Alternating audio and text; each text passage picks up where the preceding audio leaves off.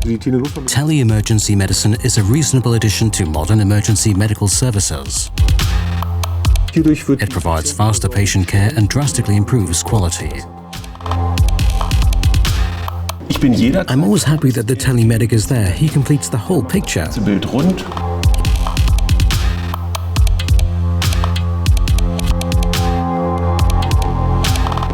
There's a big future ahead for telemedicine in emergency medical services.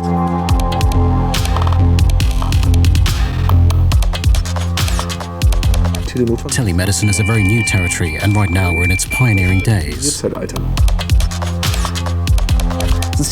It's a very different type of work because you can't touch, auscultate or assess the patient yourself. An EMT has to step in for you.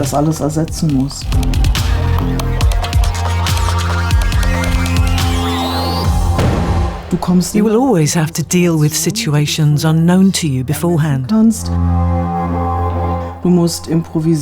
You have to improvise and find a solution for the patient that best suits them in that situation. As an emergency telemedic, I can save lives as well.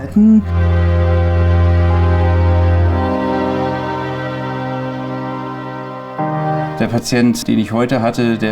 patient today has heart problems, shortness of breath, and the paramedics on site turn to me for expert advice and support.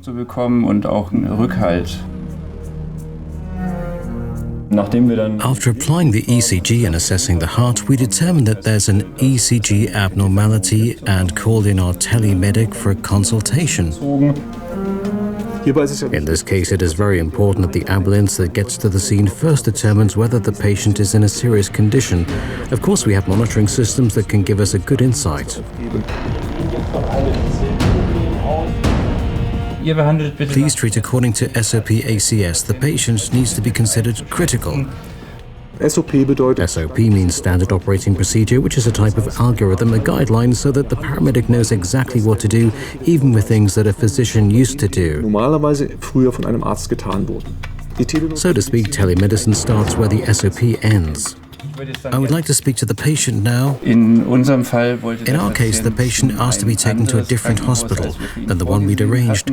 That would not have been very fitting for his condition, so I talked to the patient personally and convinced him that our planned destination is the better option. The constant feedback and exchange between us and the telemedic provides medical advice that makes better care and transport to a specialized clinic possible. I'm going to include you in a conversation with the ambulance that called me in. We should be there at around 11 o'clock. If we did not have a telemedic as support, we would have needed a physical emergency doctor. Here in the district, no one needs to be afraid that no emergency doctor will come or that no emergency doctor will be available. Introducing telemedicine is always a new decision and a new approach, especially when the topic has not yet been properly explored and is still in its pioneering age. In this case in particular, you have to hope for the highest level of security and reliability, which means you have to look twice. How do you implement it? Can it be implemented quickly? Is it a big learning field?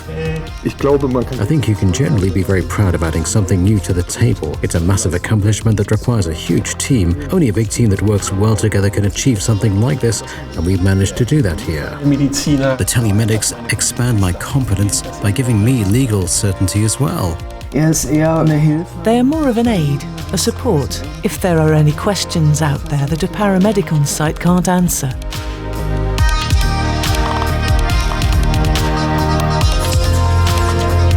I think we can be very proud of what we've achieved, and I think we can help with other locations as well to have a crucial impact on the future.